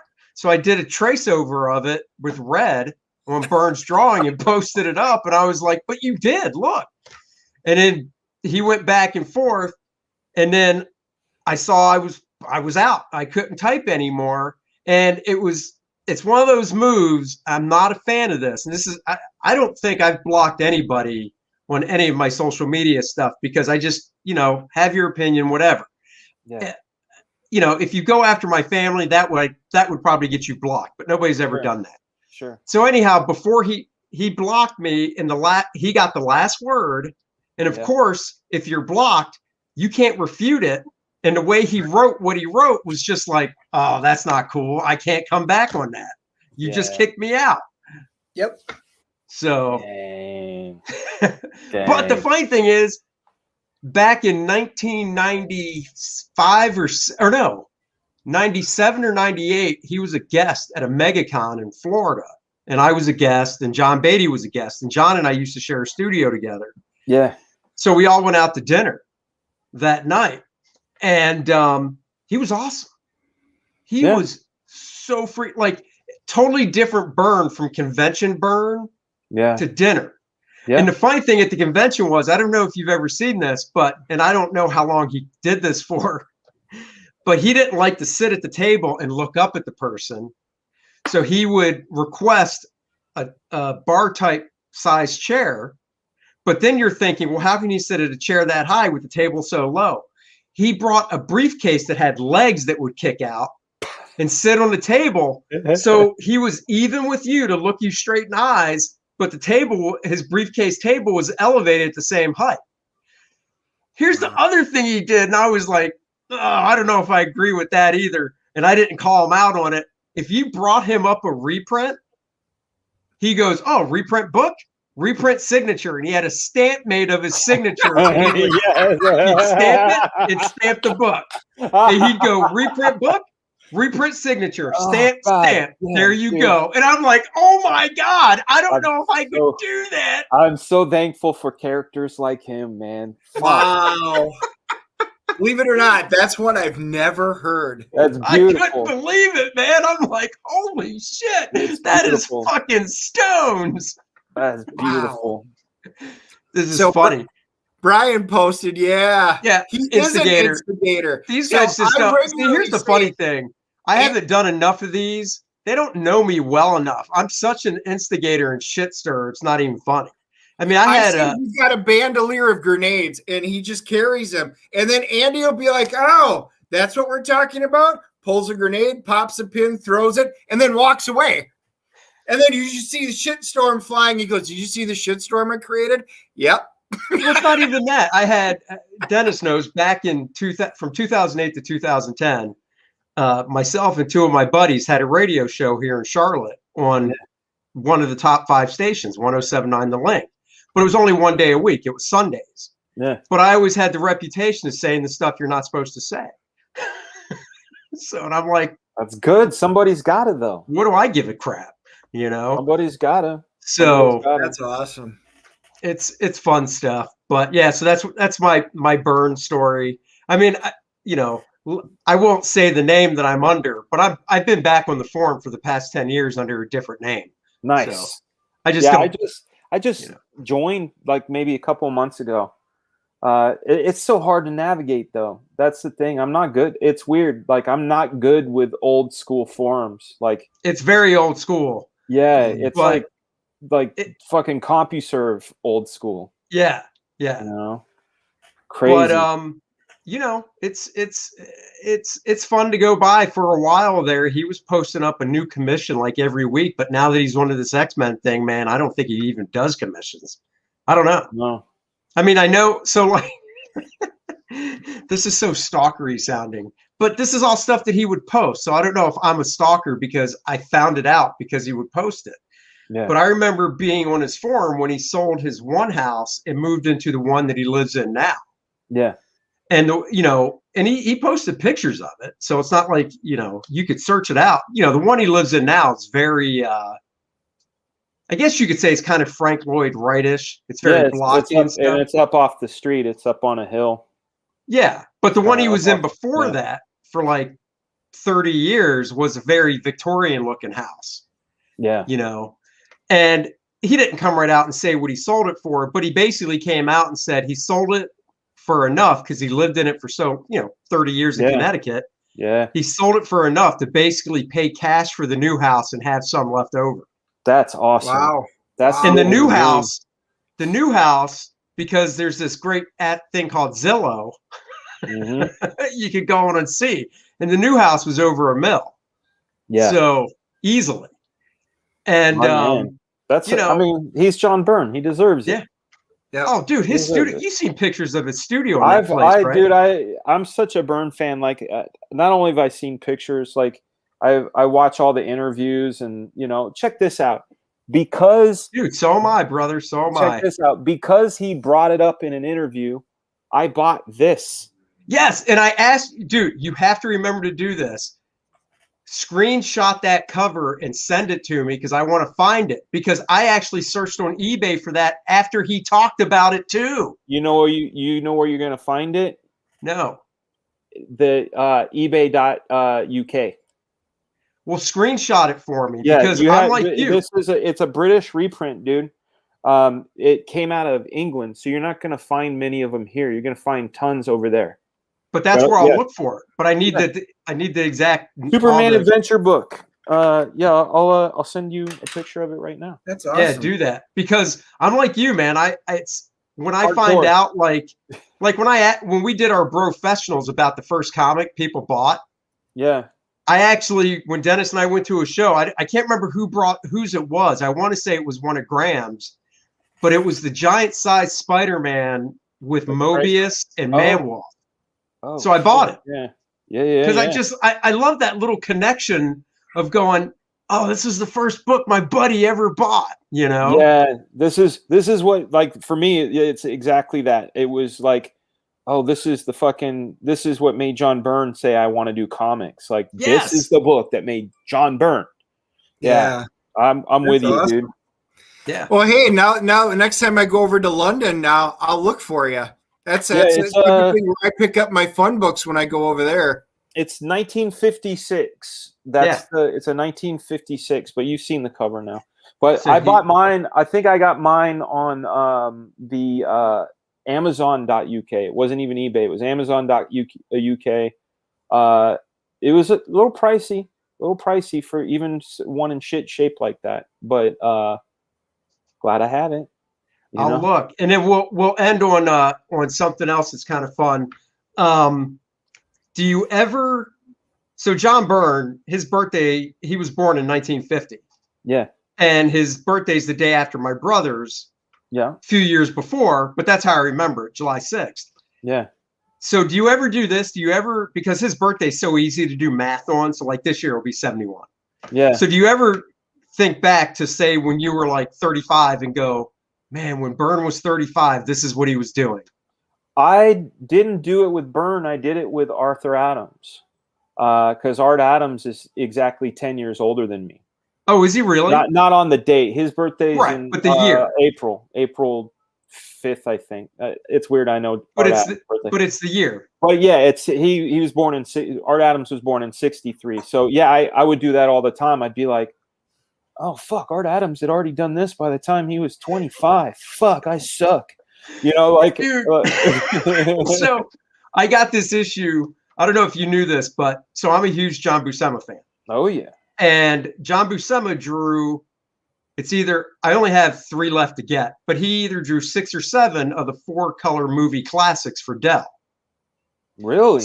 Yeah, so he drew Hercules based on Steve Reeves. I don't know any of these. Oh, I'll send them to you. Please. I'll send you the list. Yeah. So he drew Hercules based on Steve Reeves, and this is all before Marvel Comics. Yeah. He drew Spartacus based on Kirk Douglas. He drew Helena of Troy. He drew a couple Westerns. He drew the Vikings, and he drew Sinbad. Dude, I need to see these like now. Dude, well, go to that Read Comics site. They're all there. Yeah. Okay. Yeah, please send me the list. Holy shit. I will. So the Hercules is by far my favorite, right? Because he inked himself. Yes. The best, John. But I'm looking at it and I'm going, he was 30 years old when he did these. This is not what my stuff looked like at 30. We had different. Well, you have different influences. But also, TV and distractions and like, I think about the master painters that were doing what they did, and they were lacking in something that we take for granted, which is electricity.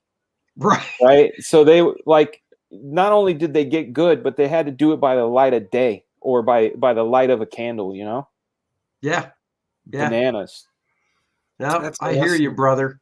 Let's check out a couple of these. Brian, amazing show. Thank you very much. I appreciate it. And of course, FragaBoom's always awesome to talk to. Fraga, what's actually this is what we'll end on. Black Flag, how's it going? Slower than I'd like. Yeah. It's going good though. Never been more satisfied and excited about something, when it's yours, it's your baby. It's fun. Some of it's tough because, I've only told a few people the actual story behind it. I told Art to Bear and blew his mind. And I was like, you cannot tell anyone, and, but that's that's part of it, some of the toughness of it, but, I love it. I love working on the book. I'm looking forward to these television shows going on hiatus again, because I'm tired all the time.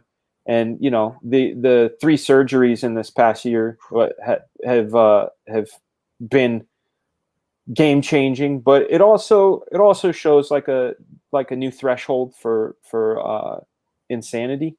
Sure. Like for example, working the March 4th.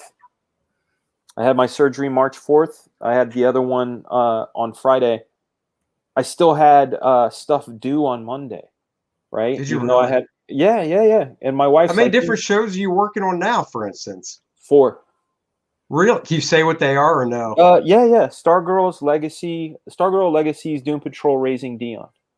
What's Raising Dion? That's what I want to have. It's cool. It's a super powered kid on Netflix. It's a Netflix show. Is it already out? Mm-hmm. Yeah, season 1's out. This is season 2 stuff. Yeah. Oh, that's cool. Yeah. Cool. Well, every other show you mentioned, I watch. So Yeah. Oh, dude. Did you ever see the Doom Patrol episode with the werebutts? seen them all, man. Okay, I drew those storyboards in the hospital room while my wife was giving birth to my 2-year-old. Now, when you do the boards, do they assign more than one board artist to an episode? No. Or do they? But you don't do all the. Do you do all the episodes? All the episodes. Yeah. Oh, really? So you're the board artist for Doom Patrol. I am the only board artist on Doom Patrol. Yeah. Wow. Yeah. Where's that shoot at? That doesn't shoot down there, does it? Yeah, it does. Yeah. Oh, does it really? Yeah, they're all out here. Yeah. Half of them are, I swear, made in Georgia. Yeah, Legacies, and Doom Patrol, their actual offices are 2 blocks from one another. Like, do you have to go out there? Do you have to go to the office? No, the only time I had to go, this is post-COVID. The only time I had to go to set, I'm trying to phrase this without violating my NDA. I had to do a sequence that was so set specific on Stargirl that I had to be on set. The choreography was such that it wasn't something we could talk through. I had to be there. And I had to take something called the double rapid, where they they give you a COVID test. They have a result in 15 minutes. Then you take another one right afterwards, and if you get two negatives, you're good to go. So I assume that was for season 2 then. Yeah. Season 2. So this was recently. Are you still working on season 2 stuff, or for Stargirl you are? Yeah, that's again. That's why Black Flag is late, and I've had conversations about this, in private with people, but like, there's a frustration that, like, imagine waking up, drawing for 16 hours a day, and still feeling like you're behind. Oh yeah, no, that's what it is, and it's like I'm a drawing machine, and that's one of the reasons I can draw as fast as I do. Is like I'm never not drawing. I was drawing him while they were getting me ready for my surgery. I was drawing on a manila envelope because you're a John Buscema fan, so you probably read The Art of John Buscema, where he would talk about when he was done, he'd still go home and draw, or draw on the back of boards, whatever. That's me. Like I'm always drawing. There's a pencil, something to draw on nearby all the time. You've seen on Facebook, next year they're putting out a new coffee table book about him, right? Buscema? Yeah. Oh, you didn't see that on Facebook? No, I'm a member of his fan group too, but I am too, but I don't know if that's where I saw it, but they showed a mock-up of the book, laying on a table. But in 2022, it's going to be a 320-page coffee table book. Who's putting it out? Is it? I'd have to, next time I see it on Facebook, I'll tag you. I'll tell you, man. You know who's getting rich off of me is David Spurlock. He's a publisher of Vanguard Publishing. Yeah, I know who he is.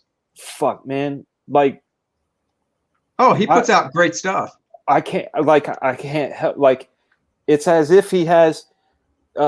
If it, what was that movie called? Had Daniel Day-Lewis, the oil guy one.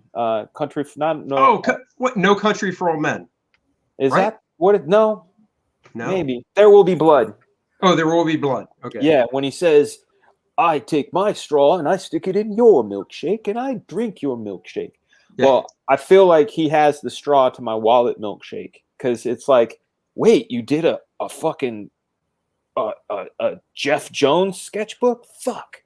Like, it's because I was always going to Vanguard for Frazetta stuff, because they always have the good Frazetta stuff. But they also have, the fucking J. Allen St.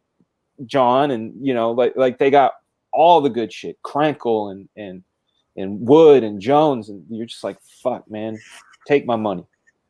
No, I probably have, because his library, Vanguard's library, isn't that huge. Because I've got a lot of it. I've got a good amount of it. I've got one Frazetta book that the only place you could get it, and this is one of the best things about when I worked for Valiant back in 94, 95, is there was a Frazetta exhibit in New York that Steve Masarski took us all to. Steve Masarski, R.I.P. Yep. And he took us all to this Frazetta exhibit.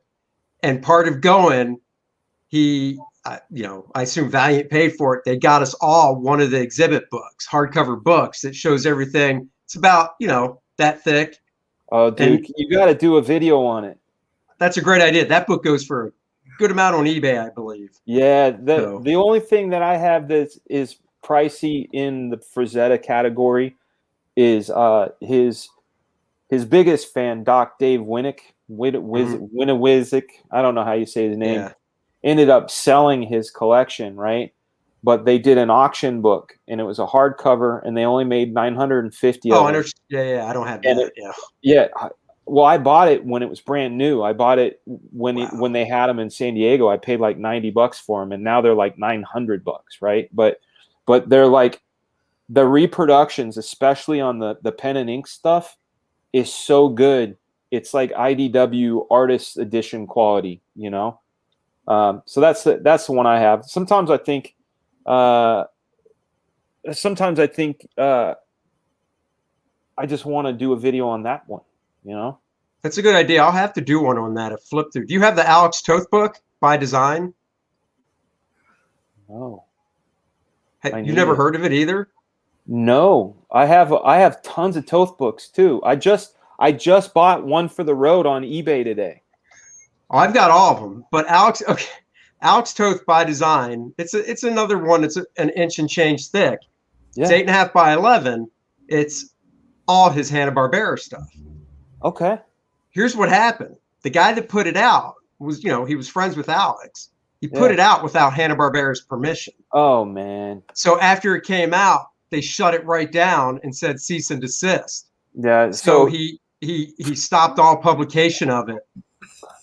So try to find, just go to eBay or search Alex Toth by design. It's a few $100, I think.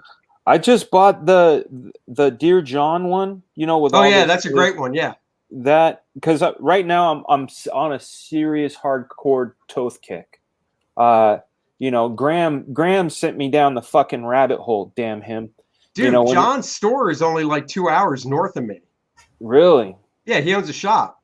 That's bananas. Before COVID. In fact, in December 19, we were at this one-day show that a buddy of ours does up in Concord, which is only like a half hour from me. Yeah. And John was a guest, so I was sitting next to him, and he was showing me all these original sketches of Toast that he has, and that's where I picked up the book. Well, I just bought it right from him, but his store is really I got a baby to kiss. Oh yeah, go ahead, take your time, man. Can you say hi? Hello. Aww. Yeah. Hey. And Andy and Mama. Hello. She's saying Cap because she sees the Captain America shield on your Captain America. She loves Cap, Hulk, Iron Man, and Spider-Man. Who's that? Oh yeah. Man shirt, she says. A ball, yeah. Got my kiss? Got my kiss? Got a kiss. All right, big girl. Yep. Big Cap, yeah. Big Cap. They love you. Love you, big girl. Bye-bye. Yeah. Yeah, that is Dada, and that's Andy and Dennis. Say love you, Dada. Yep, Cap. Say love you, Dada. Yeah, she recognizes Captain America or Spider-Man like that, and Hulk. Yeah, all right, so one of the professionals will have to be, maybe this will be my next one, is some of our favorite, artist books. Because I can bring out that Frazetta and that Alex Toth by design, and you'll just $250 fucking dollars. I told you. But okay, tell me this though: is it because I have the Genius Isolated, Genius Illustrated? I know I got all those. Yeah. Oh, now, is it just the same stuff that's in the animated, or is it like other stuff? Would you like to see? Hold on. 1 second, Dan. I'm going through this. This guy has pictures. $250. Oh, starting bid is $250. Fuck. Starting bid. Starting bid is $250. Well, maybe you're the only one bidding. So it's right here. No, look at this. What's This that? guy here, Toth by Design, cover classic, crowd with Batman Zorro. Oh, it's been sketched on by Toth. Look at this one. Ooh. $3,250. So it's 360 pages. 360. Yeah. Here, I'm going to move the camera so you can actually see a quick flip through of it. Yeah, make it loud. I see your Hold on. Space Ghost back there too. Man, Oh, I yeah. love his hand lettering. So it goes through. Dick string.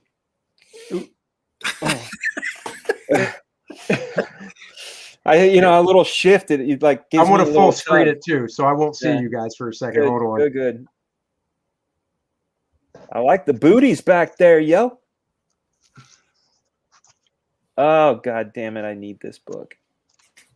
I mean, it's all just the character stuff. That's all it is. Yeah, fuck. And I'm it gonna goes have to buy by. that. It goes by.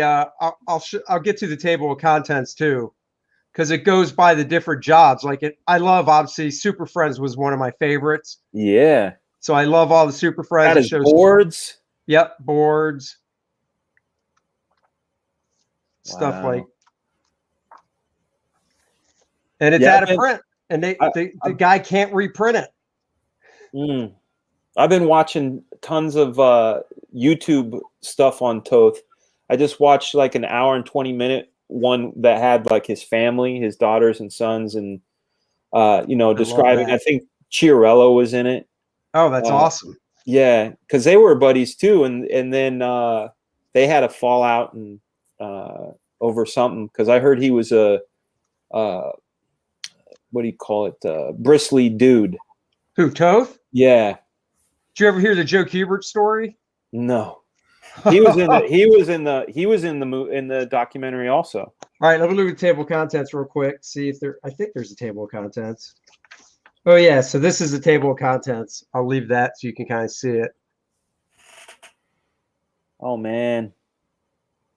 Yeah, I need this, dude. Fuck. So yeah. No, so the Joe Kubert story, oh my God, this will crack you up. The Joe Kubert story is Joe hired him to do a war story, Sergeant Rock, some war story. I can't remember what it was. It might have been Enemy Ace. I don't know. Yeah. And I believe Kanigher wrote it, Bob Kanigher wrote it. And when Toth delivered it, Joe looked at it. It was like 10, 12 pages. And Toth basically rewrote the whole goddamn thing. I heard he did that a lot. But Joe wasn't having it. Joe's like, yeah, you need to redo it. You have to stick to the script. I approved a script. I didn't approve you to redo it. Right. And Toth was like, no, this is it. And Joe's like, I'm not taking it. And Toth is like, all right. Left. Did he not rip him off? No. Oh, okay. He just left. Took it with him. Fuck. Wow. Those are two guys that you don't want button heads. Like, I've never met Alex Toth, but I knew Joe from the 2 years of the Kubert school, or 3 years of the Kubert school. And in every convention after that, I'd see Joe. So I knew Joe pretty well. And you don't butt heads with Joe. I'm going to have to start looking at his stuff. I would get, especially when I was doing the free, I forget what they call automatic drawing, like the drawing without a layout. I would get a lot of people saying like, oh, this is very Joe Kubert like, and I've never, ever, ever considered him or looked at Joe Kubert's work. There was something really loose about it that didn't appeal to me. But lately now, when I do look at stuff and it's Joe Kubert, I'm like, fuck, maybe I wasn't ready for it. You know what I mean? It could be like I wasn't ready for it. Before I went to the Kubert school, I'll be honest, I wasn't a huge fan of his work. But once I got there and started learning, I was just like, oh, give it to me. Yeah. I've got all, it's either 2 or 3 of the Tarzan artist editions. I've got them all. Yeah. I've got way too many of those. I mean, I've got like 13 of those damn artist edition books. Hold on They're a second. Awesome. Hold on a second. And I just ordered Jim Lee's yesterday. Hold on a second. See all those tall cardboard boxes? Oh my God, you got more than me. Yeah. Thank God. And then there's a couple behind my door too. The one that I love, bad. but it's really fucking hard to look at is the Hal Foster. I know. I got that. Jesus, man, it's a door. I It's a showed door. Dennis. It's a fucking coffee table. It's It's huge. Yeah, it's man. But it's crazy. Like I said, Graham had sent me down that rabbit hole, and the further I go and the more I investigate, like I'd never heard of Noel Stickles. I didn't know who the fuck Noel. I knew who Milton Caniff was. Yeah. Because I mean he's a household name. Like how could you not know? But guys like Noel Stickles or do you know who Mort Meskin is? No, see, I don't know Mort. You never heard of Mort Meskin? Nope. No. He was one of the guys Joe looked at, Hubert. See, he's another one known for the way he spots his blacks and stuff. I got a great book on him too. Please, send it over because that's the stuff I'm drinking up now. But what I'm noticing, the further back I go, like when I look, I knew Alex Raymond's stuff, but I didn't know his. I knew his agent. Agent X9 or whatever. Yeah, I knew that stuff, but I didn't know his Flash Gordon stuff. Really? Yeah, really. Wow. I didn't. And that stuff, I go, oh shit. And then some of the Hal Foster stuff, you look at it and you're like, that's where Frazetta got that. You know? Yeah. And it's like, thank you, sweetheart. I put 3 ice cubes in it like you like. Thank you, baby. Yeah. She knows. You want to see where Joe Kubert got some Tarzan? Look at Hal Foster. Yeah. Hal Foster. I just picked up again, damn Graham. Hold on a second. Yeah.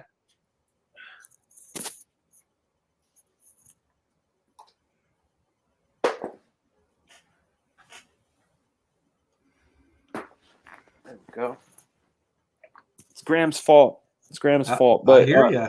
Heavy. I'm picking up everything. Oh, that's a great book. Picking up everything I can. Here's one I just picked up on Ditko. I need to get that one. Yeah. Is that a good one? It's so far it's great. This one is a bunch of the ones that Ditko actually wrote. And in it he says why he quit Spider-Man, which is kind of cool. And then this one regards Ditko. But oh, cool. Yeah, I mean, I do most of my reading on the John. So or down here. But yeah, Graham, man, I think the main thing is we spend a lot of our time, and as human beings, a lot of people are this way, that you get comfortable and you get set and you feel like, nah, I'm pretty good. I'm a full-fledged human being. I'm pretty complete. I know what I know, and I don't need to know no mo. That's kind of the idea. And I know a lot about a lot of shit, right? But when I watched the one on Frank Robbins, the storytellers, and thank God for Gary Bruce. He goes by Leg Kick. He's in our chats a lot of the time. Yeah. He sent me that way, and I was like, there was something about Frank Robbins stuff that I don't know. It was like shot into my brain, and I'm like, I need more of this, which made me want to look at Milt Caniff. And then you find out, like, he was inspired by this guy, and then you start learning the true lineage, because my comic book history pretty much stops at 1961. Sure. Up until lately, because I'm Marvel zombie, right? And like, no knock on DC folks, but DC never hit me. Like it did not hit me. Batman, Superman, cool, but I wasn't like, did you see the Justice Society of America's? I'm like, not like how Roy Thomas is about that stuff. Yeah, I'm that way about Marvel. Like I've got Spider-Man and Hulk and Captain America on my walls because that's how I am. But learning the histories, and now some of the stuff I've already owned that you don't realize some of the treasures you have, like for example, I don't know where it is, but I do. It's next to my toilet. The Will Eisner Shop Talk, right? Yeah. The only ones that I cared about as a guy who's been in comics for almost 30 years, I cared about the Neil Adams one, I cared about the Jack Kirby one, and I cared about the Gil Kane one. And that's where it stopped. I'm like, Milt Kniff, he's old timey. I don't want to hear what he has to say. I mean, no, I mean, I have to be honest and just be like, yeah, no, I was like that. I was like that too. Yeah, yeah. And you know, but now I'm like, fucking Milt, talk more. You know, like now that I'm learning about all this stuff, I want to know all of it. I was a little bummed in the shop talks though, because it says shop talk with Lou Fine, and out of all of those like old school guys, especially like the 40s guys, I fucking love Lou Fine. There's something about his stuff there. It's like so much energy and like the what do they call that? Draftsmanship. Oh yeah. Like, just fucking good. But it says shop talk with Lou Fine, but it's a shop talk about Lou Fine via Gil Fox, which is cool. It's cool. But anyway, going back to the thing that Graham had done, he exploited something in me where I was like, I don't know shit. I don't know shit. I really don't. I don't know shit. No, I hear you. And I feel that way sometimes.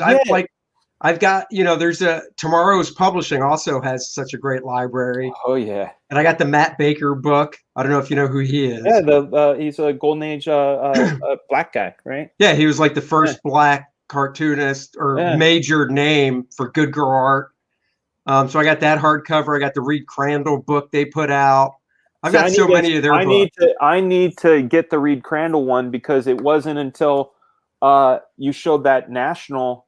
Was it you that showed the national cut? Yeah, I was like, I've heard of Reed Crandall. I didn't know he got down like that. But yeah, look at these bad boys, man. History, 60s, 70s, 80s. There's a Ditko book, Ditko in the 60s. Oh, is that from Tomorrow's? No, this is from TMP, which is not Todd McFarlane Productions. I was going to say, I've never seen that one. This looks like it. I mean, the art direction on it's kind of cheddar. I mean, American typewriter, fuck.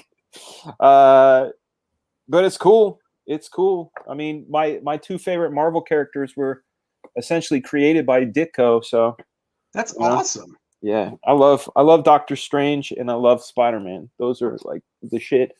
But dude, that's so cool. Yeah. Well, I'll take. I think I will. I'll do some flip throughs to some of the books and please do, stuff. Man. Especially that museum. Oh, the Frazetta one, yeah. Oh my god, man. I'd probably watch that over and over.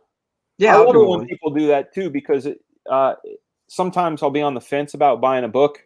I know. And someone will do a flip through and I'm like, yeah, gotta have it. Like I just got the Wally Wood sketchbook, because he's another guy. He's another guy that I'm like, these guys are the shit. Yeah. I missed out. I missed out because, like, growing up when we did, like, I started buying in '84, like hardcore, and John Byrne was the guy, but it was like, to my estimation, the only comic artists that exist were Kirby, Byrne, Buscema, all the modern guys. But like, I'd see Herb Trimpe and be like, meh. I'd see Don Heck and go, meh, and now I go back and I look at those and I'm like, well, wait a second. Like, that's actually got it going on. And like, why did I like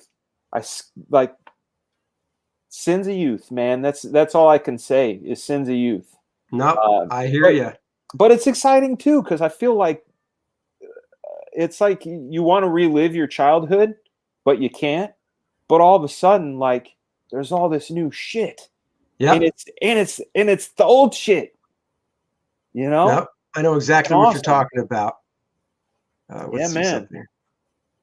What this Andy had First Man fixing to get shit. First Man should be coming in to my house on, I believe, Friday.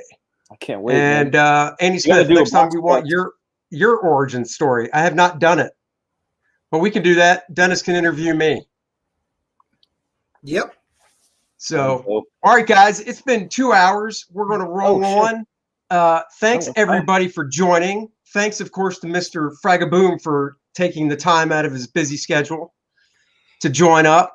And we will catch you guys on Wednesday, the Dennis and Andy Show. Comic Talk on Wednesday, what we got, maybe some reviews of some new books. Well, So join and us we on got- Wednesday. Well, I say on Wednesday we've got we're doing the review of episode 4 of Superman and Lois.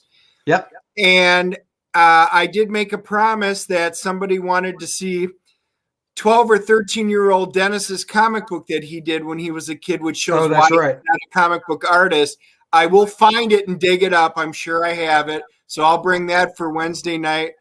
And Friday for our happy hour show, I already just posted right before this my on the YouTube short my beer. I am doing the Trooper beer, Iron Maiden. If you any of you Iron Maiden fans, so we're gonna have some Trooper beer for our drink. Andy's got to pick his out yet. That's right. You're gonna are you gonna be day drinking too, Andy? So the Bro Festivals is at 2 o'clock, and then we do our show at 4 o'clock. So I'll hang with the bros from 2 to like 3:45. You're gonna be fucked. And then at 4 o'clock, Dennis and I do our happy hour show. You're so gonna my be- Friday's pretty much screwed. Yeah, you're happy. You're already gonna be happy. It's just gonna Yeah. be happier hour. Happier I gotta- hour. and- Yes. And around 11 o'clock Friday morning is when my daughter and I will watch Falcon Winter Soldier because we'll review that Right. Friday I afternoon. can't wait, man. That looks Yep. good. Looks That really looks good. man.